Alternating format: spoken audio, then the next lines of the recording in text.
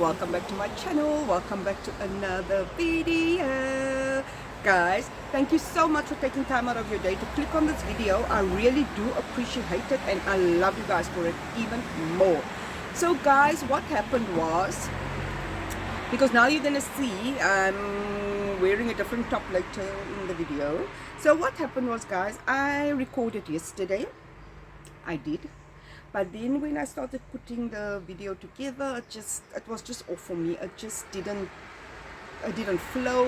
It was all over the place. I just wasn't happy with it. So I just decided not to put it out, guys. But I salvaged some of the clippings here and there. So I'm just gonna make a new video. So it's the old with the new, right? Something like that. So guys, it is a cook with me, and I just wanted to share this recipe. So guys, we love Indian food, but let's face it, in today's economy, you can't just run out and go buy Indian food. We love all the Indian food, but the one my kids love the most, obviously the butter chicken. That's their favorite. So I've tried different types of butter chickens over the months, tried to kind of replicate the recipe as much as I can, and there's been good tries, guys. But this packets, I think it's called, I told you guys I like cooking with the product Kim Lee Kum or something. Their butter chicken was the nearest to the, for us anyway, for us, somebody else might differ, but it's the nearest for us that we could get to that flavor, and the kids absolutely love it and adore it. I don't go buy butter chicken anymore, guys. I don't. That's what I make. So, but in this recipe, obviously when we went on Friday to the shop, I used the skinless, boneless breast to make it, but it was just too expensive. The breast was too expensive, and not the breast, sorry, no, guys, not the breast. I used the thighs. I used the skinless, boneless thighs to make mine, but it was just too expensive. The skin on bone in thigh was cheaper than the other one. So I had to go through the tedious time to take the skin off and to cut it into cubes. Obviously the bone was still in there. I couldn't cut. I could have, I suppose, cut away, try to cut as much meat away from the bone so that it can be boneless, but it's just hard, you guys, you know, because there's that big bone and then there's like a little bones inside too anyway. So, and I just cut it up. So that is what is different. I like to use fresh tomatoes, but of course, as well, if the fresh tomatoes is too expensive, I just go for the tin tomatoes. You can even put in 2 tins if you want. I just use 1. And then, of course, I use cream at the end of mine. But you can use coconut milk, coconut cream, whichever you have, you can use. I've seen some people use sour cream in this as well. What is that other one called? I've seen even some people use cream cheese. Yeah, but for me, cream works best, because my kids don't like coconut cream and coconut milk that much. So yeah, anyway, guys, and what I sometimes do, I didn't have any extras like yesterday, so it was just rice. But if we can, like if I make it on a Sunday for lunch, hubby will always get some naan bread from our favorite Indian place, which is the one in Beach Haven, guys, next to Foursquare. We love that one. What's it called? Indian leaf or something? I can't remember, but something like that. But we like buying from them. And so yeah, then we just buy naan bread to put with it. But I mean, you can make your own naan bread. You can make your own flatbread. You can even make roti with it. That's because it's just the dipping, you know, it's just that effect. And anyway, guys, so that is it for today. So after this, you will just see me cooking in the kitchen, and yeah, enjoy the recipe and enjoy whatever you are gonna have today. Okay, guys? Hi, guys. So yeah, I'm just getting ready to cook and saying hi to you guys. I've just got my pot on there. I've got the chicken. That was the skin on bone chicken, so I'm gonna have to clean it up now. I've cooked some rice at the back. The rice was going. And I've also already added my olive oil to the pot, guys. So all that I'm going to do now in the rest of the clip is just take the skin off the chicken, de-skin the chicken, debone the chicken. Well, not debone, cut the chicken into squares and go through the bone. I've tried to feel where exactly the bone is so that I can just get a nice quick cut through it. And so that's all I'm doing here. I'm just cleaning the chicken, guys. And of course, I don't use any onion in my pot. I've just got the olive oil, and I will go straight in with the chicken. I just put the chicken in the oil. That's how I start off this meal of mine. I'm done with the chicken, guys, so I'm just showing you that is what it looks like now. It's kind of in smaller portions. I've cut them one thigh up in four, so I'm just adding the chicken to the pot. Looking at my facial expression, I think the oil was nice and hot, as it probably made a sizzling noise. I'm just mixing it around so that it doesn't stick, guys, because as you know, if you put something in oil, it has the potential to stick. Or if you have a very good pot, this used to be, but like all my pots, it loses that I can't remember what you call it at the bottom. So now I'm just checking something in the oven. I actually had another meal going in the oven, guys, just a lunch idea for 2 people, and my rice is done at this. Okay, guys, now I've just got some of my stock that I had in the fridge, and I'm adding a little stock to the chicken at this point, just to get that flavor in there as well. And then what am I doing? Okay, I'm adding some pepper, guys. I think that's just white pepper. Any pepper can do, but I don't think the black corn pepper will be appropriate. So I'm just putting in some salt, not too much, guys, because remember I've already put some stock in there as well. So I'm just adding a bit of salt in there, and that was all salt I needed. I didn't need anything else. I'm going in with a tin of tomatoes because that's what I had. Like I said, guys, if you've got fresh tomatoes, that works even better. I was listening to something while cooking, so I'm just checking to see what the person was on about, because I think they showed a picture of something. All right, like me, I don't like the way I am. I don't like to waste anymore, so I'm getting every little bit of tomato out of there. I just added some stock in the tin, and I'm just getting everything out, adding that as well. So of course, guys, I'm going to add a little sugar because the tomato is too tart and too sharp for our taste buds. I mean, I know some people that likes it like that. We don't. Even with the spaghetti bolognese, we add a bit of sugar. So I just added my sugar just to break through that acidity of the tomatoes. And then that is it. I'm going to let the pot boil now and just cook through so that it can marinate and the chicken just absorb the tomatoes. My chicken is finally cooked, guys, and I'm going to add my sauce now. So this is the packets that I use, the butter chicken lee kum ki. If I had time, what I do is I cut my chicken up the night before, and I would use one of those packets and just marinate the chicken in it overnight. I didn't have time this because I forgot to take the chicken out and things the night before. So, well, I took it out the night before. So in the morning it was still hard frozen the night when I took it out. So I couldn't do that. So I'm just adding both to the chicken while watching something on the phone, listening. Now I would usually at the end or at this point, I would take some of the cream, throw it in the packets, and then get all that sauce out as much as I can.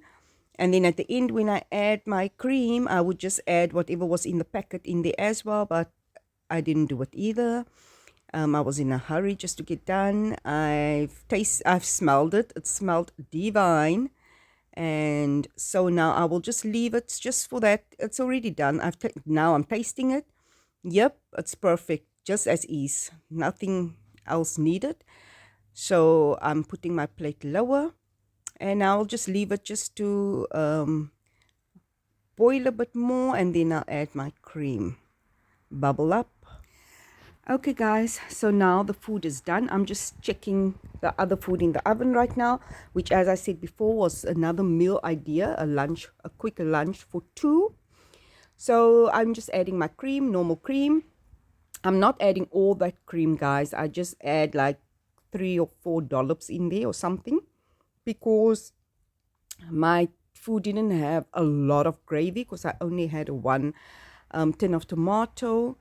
That's why fresh tomatoes are better. I could have thrown the juice out of the tomatoes, but I didn't want to do that.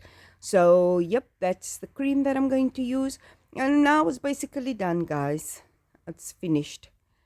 Now it's just bubbling away, guys. I love the sound of it, but I had music playing, so I had to mute it out. Love it. Okay, guys, this is what it looks like. I have my rice over there. If I had anything else, I would have put it with, as I said. Ignore the pan at the back, guys. I'm just going to put it in the oven for tomorrow. If I need to use it again tomorrow morning for my breakfast, I'm not sure what's going to happen. And then this is the butter chicken, guys. It smells so good. I tasted it. Tastes really good. So yeah, that is the dinner for the family tonight.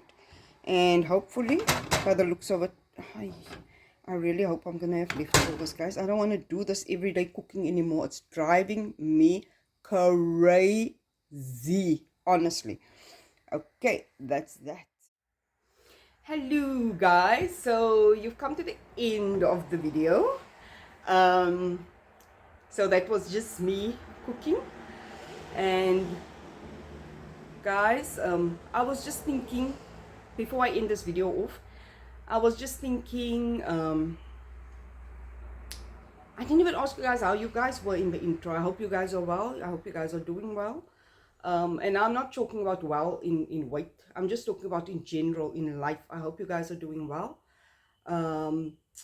But guys, I was just thinking while I was busy cooking and just going about my daily chores, doing what I need to do for my day and stuff. And guys, sometimes we don't feel like doing what we need to do, right? Or sometimes even we can be in a work situation, we can be in a workplace that is toxic, or we don't want to be there, but for now we have no choice. It could be anything. Now guys, I'm not talking about toxic relationships. That's a complete different story. Toxic relationships is a complete different story.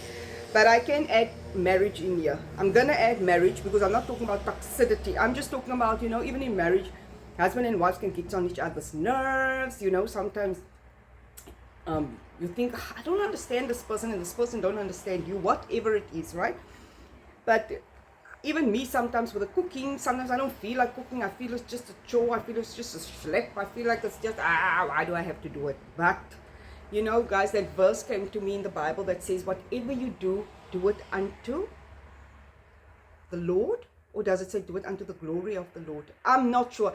I'm just I'm speaking under correction, but that is kind of what the verses say it. And I was just thinking about this and meditating on it, and I thought, it's so true. And I was just thinking of people that's maybe in a workplace where they don't want to be, and and it applies to all of us in every area of our lives.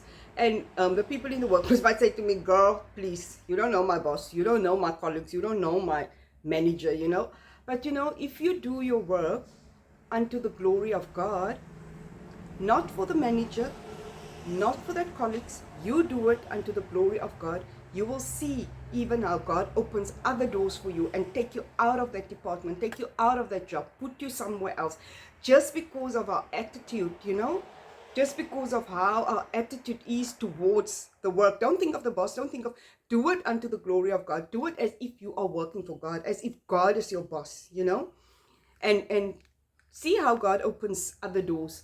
And the same with me with the cooking. This is just something small, and it's like I was thinking to myself, you know, I do love cooking and I do love to feed my family. Who doesn't love to do that, you know? We grew up with food. Food was always a big thing in our family because we had extended family. We always come together for birthdays, Christmas. Now it's different because we live in New Zealand. We don't have family here. It's just different, you know. But back home, that used to be our life growing up. So food was very important. Food was not just a means of feeding somebody or nourishing somebody. It was love. Food equaled love when I grew up. No matter we loved food so much, and we still do, food equals love. It's your parents' way of showing their love, mom's way of showing her love by feeding you. I know it sounds like, but I mean, those days when we grew up, it was different. We didn't even really have a lot of takeaways and stuff, you know. It was home cooked meals, it was hearty meals. And I was just thinking, I've got a 15-year-old son, guys, and he's full of ideas.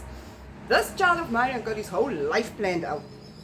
And I was just thinking, you know, a time's gonna come when they're not even gonna be in the house with me anymore. You know, and it's like, who am I gonna cook for? Me and my husband.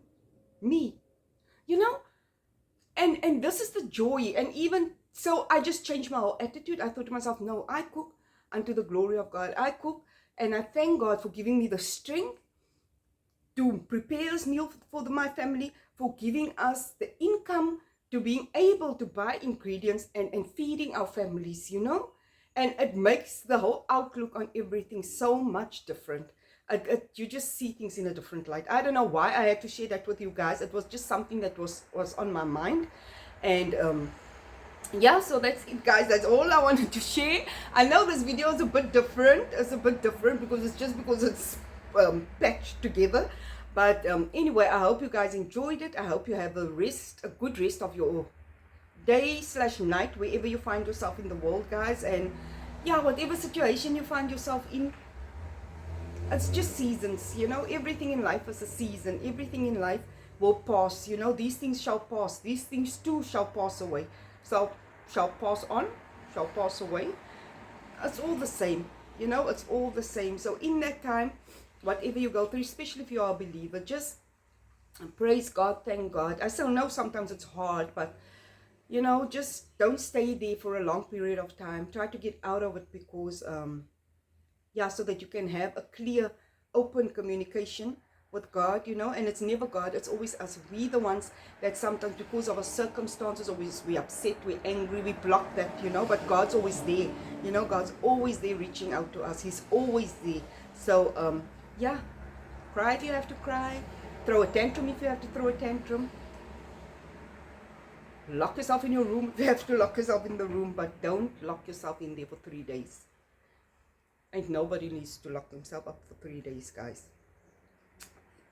Be there, get over it, carry on, you know. So guys, on that note, stay strong, stay blessed, stay encouraged, and love yourself, because you are absolutely worthy of all the love in the world, guys. You are love. So love yourself, and that same love that you love yourself with, love those around you, because the world needs love, guys. They really, really do. Okay, that's it. That's enough preaching. Okay, love you guys. See you. Bye.